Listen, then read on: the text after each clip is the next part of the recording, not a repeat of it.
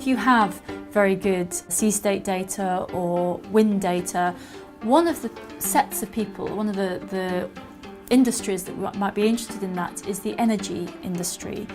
And they want to know what's happening at sea because there are schemes for getting renewable energy from the ocean. How does satellite data help them? Satellites give you very good measurements of wind speed, and that is obviously of great interest to the renewable energy for wind farming and so on. Because the satellite record is now growing and spanning several decades, it can now be used to do a resource assessment type exercise, looking at where is the resource in terms of wind or in terms of waves or in terms of currents even. We can measure currents as well from satellites that are very valuable to tell people where to put their installations, for example. Where should I put my wind farm? Should I put it in Scotland? Should I put it somewhere else? You know. Similarly for currents and for winds. And so obviously having long time series is very, very important for that, because you're going to put a wind farm in one place once. So you don't want to just measure the way the situation was 1 year. You want to know that, you know, you want to have an average of several years, so you can trust that this wind farm isn't just going to be in the right place this year, it's going to be in the right place for the next 3 or 4 decades. Yes. So building the long time record also gives you access to statistics. So you know where the energy is, but it also tells you what are the trends in different regions. So, you know, is the wind regime changing? Is it increasing in the region, or is it decreasing? Similarly for currents and waves, these things can change, particularly with changes in weather patterns, atmospheric patterns and so on. These the areas where wave energy, wind energy is available can change. So you have information about trends. And the other thing with the long time record is you get information about extremes. This is also very valuable for renewable energy, people with devices that are going to be vulnerable above a certain sea state, for example, or are simply not going to be sufficiently productive below a certain sea state. So they need to know about the extrema by both ends, the minimum and the maximum kind of values you can expect in the area. And all this the satellite records can certainly help for both of those.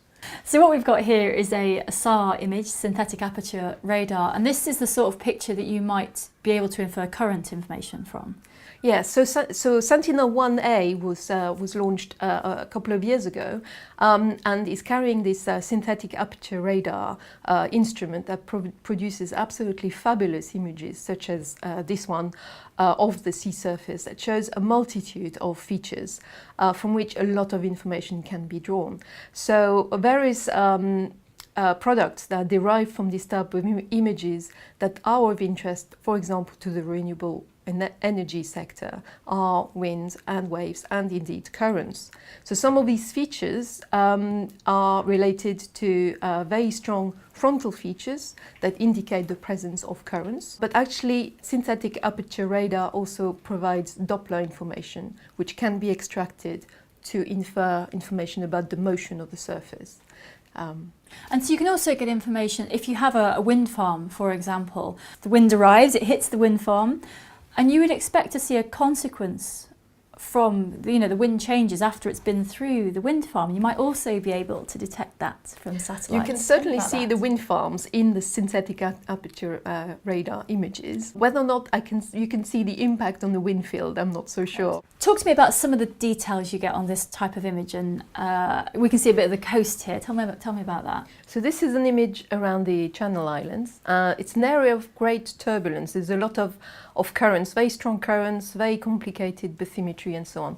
And you can see the fingerprint of this on this SAR image. So some of these features, the darker and lighter patches, will be linked to bathymetry, but some of them will be linked to areas of convergence or divergence, so fronts between water masses, if you like. You can see also some shading, changes in color, that indicates changes in the wind field. You can derive from that intensity information about the wind field, again because it affects the roughness of the surface, and that affects the intensity of the images.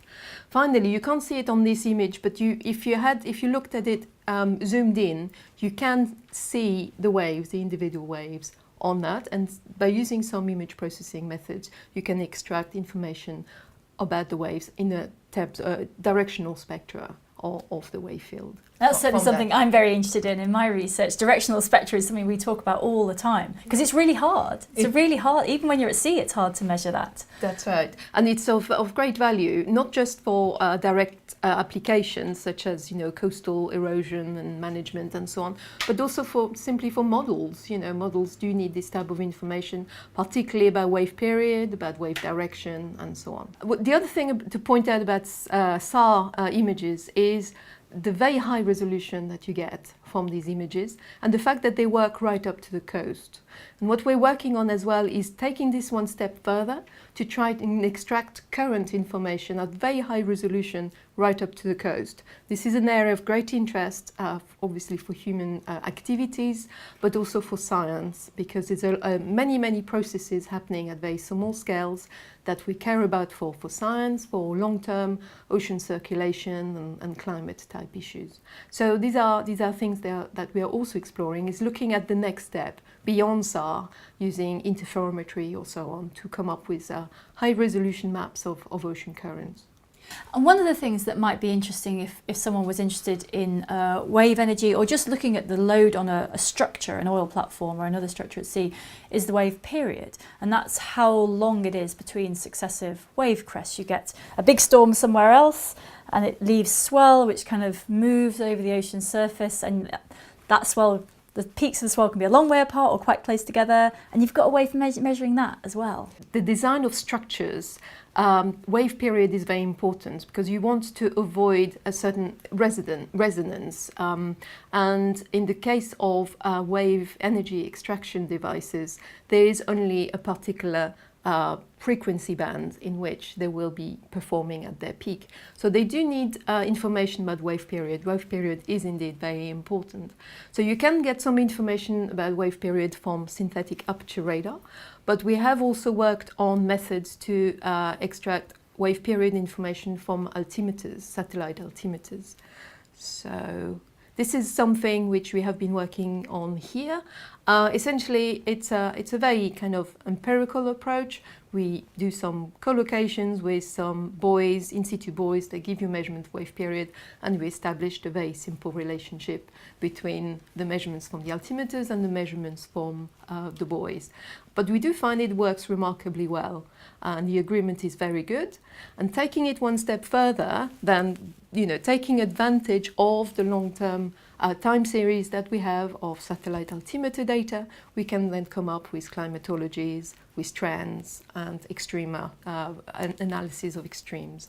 So here in this example, we see a monthly map of significant wave height from altimeters with the very high significant wave height in the Southern Ocean. This is taken in August, so it's the Southern Hemisphere winter. And here, the equivalent wave period information. And in fact, the combination of wave height and wave period is exactly the sort of information that people interested in wave energy are looking for.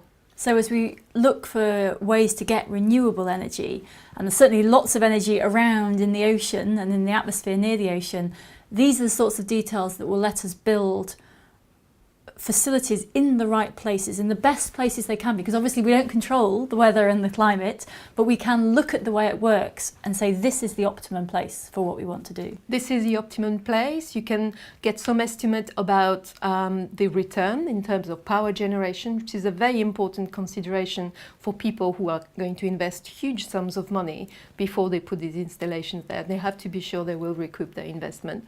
So this type of information is very useful for this.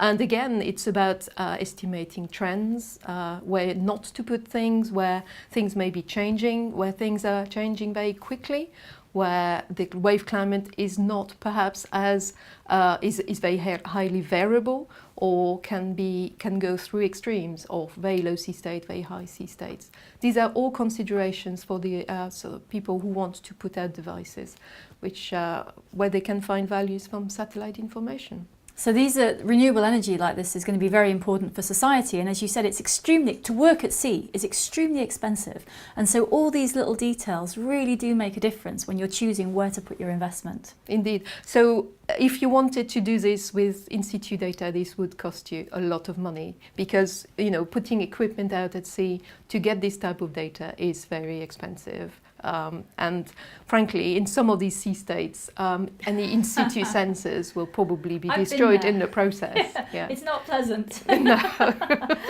So you satellite people are going to come along and solve all these problems, so I don't have to sit on 10-meter waves going up and down doing those measurements.